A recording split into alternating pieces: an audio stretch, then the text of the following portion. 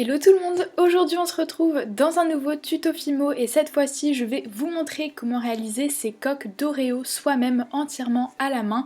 Donc vous pouvez vous en servir pour faire un moule mais également juste pour faire une coque de temps en temps, pour faire un Oreo. Et ce qui est pratique avec cette technique c'est que vous pouvez faire absolument la taille que vous voulez et c'est vraiment très pratique. Donc j'espère que ça va vous plaire et sur ce, c'est parti! Donc pour le matériel, vous aurez tout d'abord besoin de pâte à moule, mais attention c'est totalement facultatif, c'est uniquement si vous souhaitez remouler par la suite votre coque pour plus tard faire d'autres Oreos, mais c'est vraiment que si vous en avez. Ensuite il vous faudra évidemment de la pâte polymère, peu importe la couleur, de la pâte Burke, ce que vous avez sous la main. Et ensuite il vous faudra une aiguille, un scalpel, un outil en silicone, si vous en avez un, c'est facultatif. Un dotting tool assez fin de préférence. Et ensuite, il vous faudra une lame.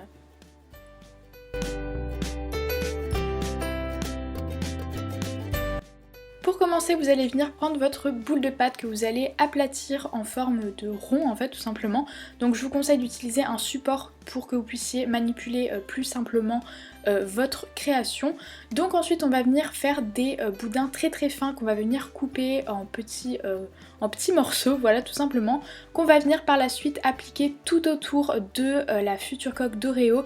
Donc c'est une étape très longue, d'ailleurs la plus longue, mais il faut vraiment prendre cette étape au sérieux parce que c'est celle-là qui va donner l'effet vraiment le plus réaliste possible. Donc il faut vraiment essayer de faire des boudins assez fins, de les espacer régulièrement et voilà, de ne pas les déformer, de faire quelque chose d'assez propre.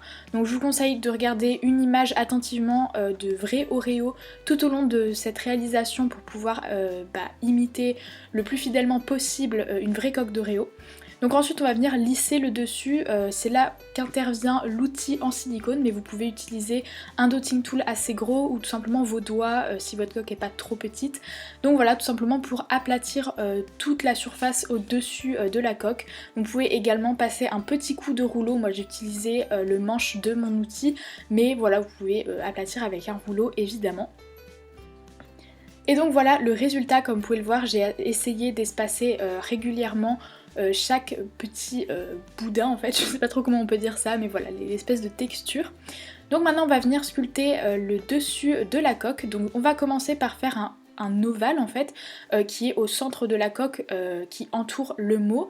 Donc pour ça vous prenez un boudin, toujours un boudin très fin, et avec l'outil en silicone pour éviter de le déformer, on va venir le fixer tout en lui donnant forme. Donc voilà, essayez de le travailler.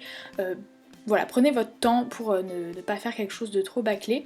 Donc ensuite on va s'occuper des lettres. Donc pour les O, j'ai décidé de faire la manière la plus simple. Donc j'ai fait une toute petite boule de pâte que je viens placer et je viens faire un creux au centre avec le dotting tool.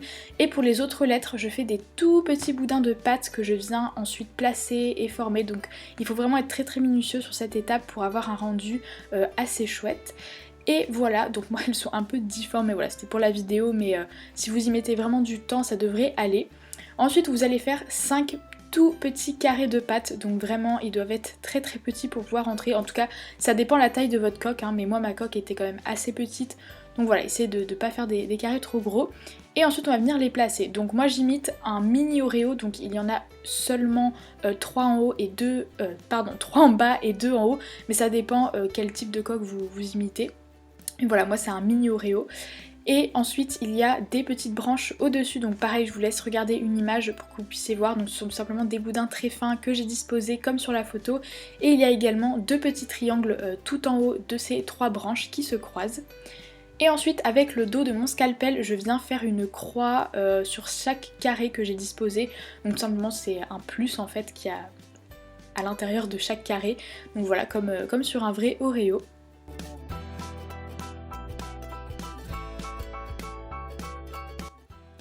Et ensuite, pour finir, je viens disposer ces petites formes. Donc en fait, c'est deux triangles où les deux pointes, en fait les deux sommets des triangles sont fixés les uns aux autres. Et donc voilà, ça fait comme des sortes de petits sabliers qu'on vient placer de part et d'autre de l'ovale. Et maintenant, vous pouvez mettre votre coque au four pour pouvoir ensuite la remouler. C'est à ce moment-là que c'est facultatif, ça dépend vraiment si vous voulez remouler votre coque pour vous en servir plus tard. Donc moi j'ai utilisé de la pâte Siligum pour la grosse coque et également de la pâte Amazing Mold Petit, donc qui est une autre pâte à moule. Voilà, les deux sont très très bien. Et comme vous pouvez le voir, j'ai fait deux tailles différentes, donc une toute petite taille vraiment pour des miniatures, pour faire sur des gâteaux ou quoi, vraiment tout petit, et une autre qui est plutôt une taille moyenne on va dire, pour faire des charmes, des boucles d'oreilles, ce genre de bijoux. Et voilà le résultat donc quand on vient démouler notre réalisation. Donc j'ai réutilisé la même pâte et voilà, donc vous pouvez voir que ça passe vraiment très très bien. Ça vous évite d'acheter des moules ou quoi si jamais vous pouvez pas trop en trouver ou en acheter, et c'est vraiment pas très compliqué à faire. Donc j'espère en tout cas que ce tuto vous aura aidé et vous aura plu. N'hésitez pas à me donner votre avis dans les commentaires et sur ce je vous fais plein de gros bisous. Bye tout le monde.